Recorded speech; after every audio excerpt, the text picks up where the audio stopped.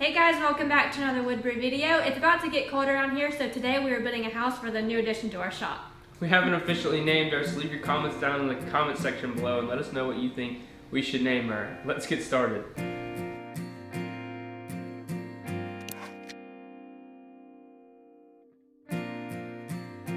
Starting off the cat house, we bought a single project panel which is 72 inches long and like 17.5 inches wide. And we want the grain to be continuous, so we're gonna cut these on 45-degree angles. It'll make sense in a minute. That's the first thing we're gonna do. So I'm just moving this to 45. And then I'm gonna cut a piece off of each end of this board. Also, one thing to keep in mind, this is not the safest of cuts because the piece is longer than it is wide, and then cross-cutting on here. Not the safest thing, so if you don't feel comfortable doing it, don't do it.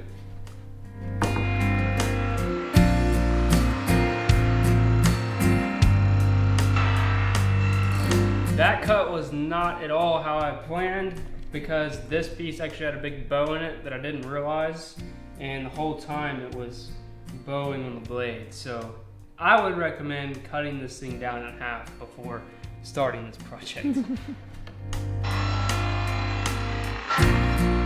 So for whatever reason, that was not working out so well. I think it's because the panel is so wide that I wasn't able to use the miter gauge to accurately cut it.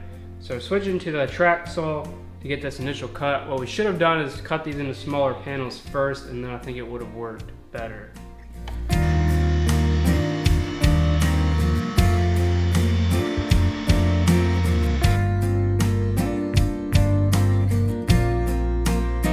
The real root of the problem was this board is incredibly bowed, and it's been catching in places, making it very difficult to keep it straight. Something we're gonna have to live with and just try to make work. So I've got the blade back to 90 degrees. Now we're just gonna hope and pray that we have enough left over to make the front with this piece.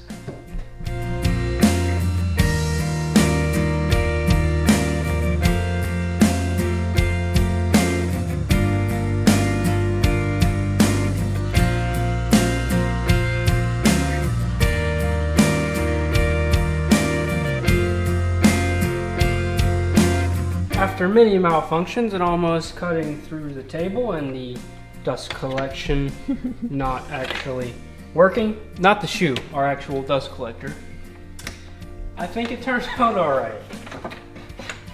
Boom! Oh, that's so cute. Didn't even cut into the table. I stopped it just in time. Oh, good. She already likes it. We decided to tripod it up because this is about to get interesting.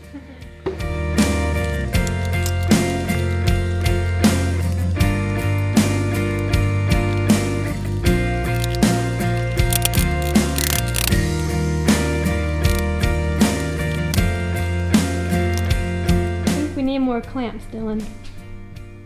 Are you kidding me? You need to archive that one. I need to have that on my phone, so next time I try to buy some clamps, you won't go, really? Clamps? Oh my god. Because we can always use more clamps. Obviously, there's about 100 on this one thing, and someone's gonna hit their head on that. So we just took this out of clamps, and we have some of this reflective insulation left over from the van, and it's gonna get cold around here pretty soon, so we're gonna go ahead and put it in the cat house.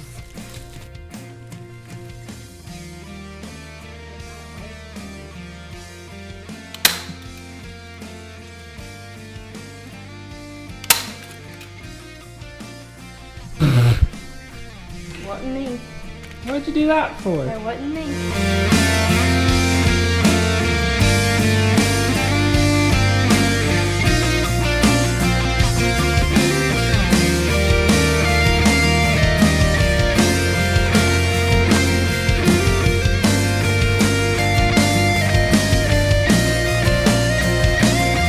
We cut a piece of scrap plywood to the right size of the bottom, and now we're just gonna put it in there and then put some screws in the sides.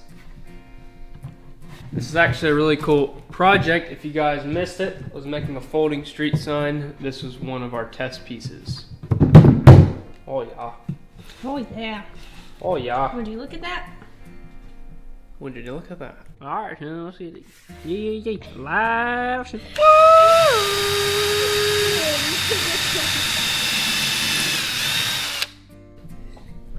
Nice.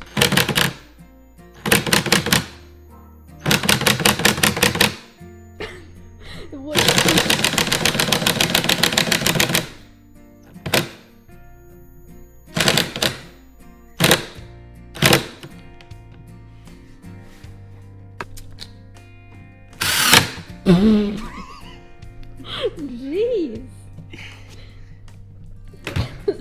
Not expecting that. We've got this leftover piece of 1 1/4 inch pine dowel. We're actually gonna take a few pieces of this and make legs for the bottom of the cat house.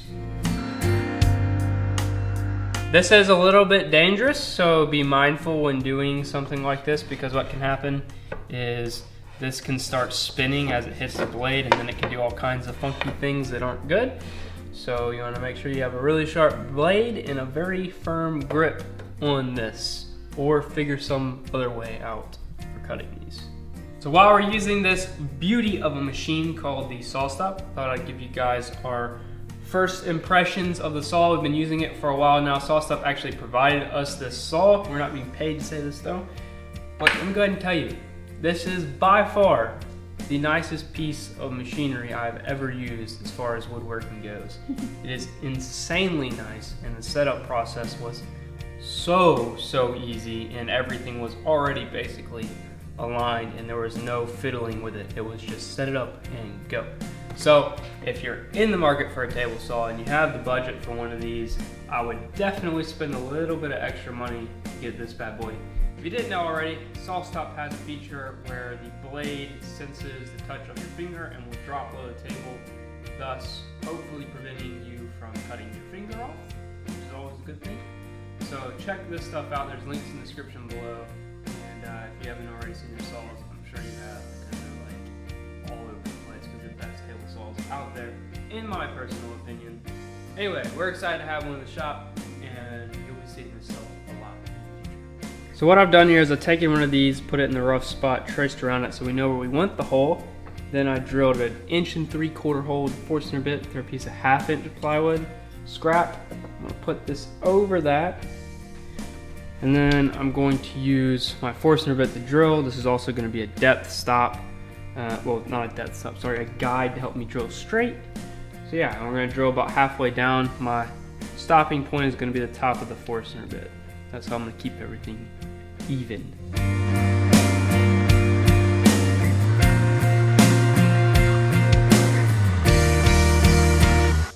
One thing I've decided to do is pre-drill a hole down to the center of here so I can find, I'm gonna drill all the way through so I can find it from the other side, and then I'm gonna put a screw into the bottom of the leg from the inside.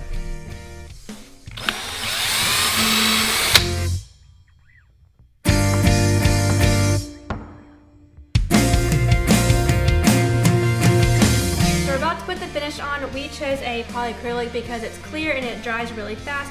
If you wanted a more durable finish, I would definitely recommend like a Waterlux or a Spar-Your thing.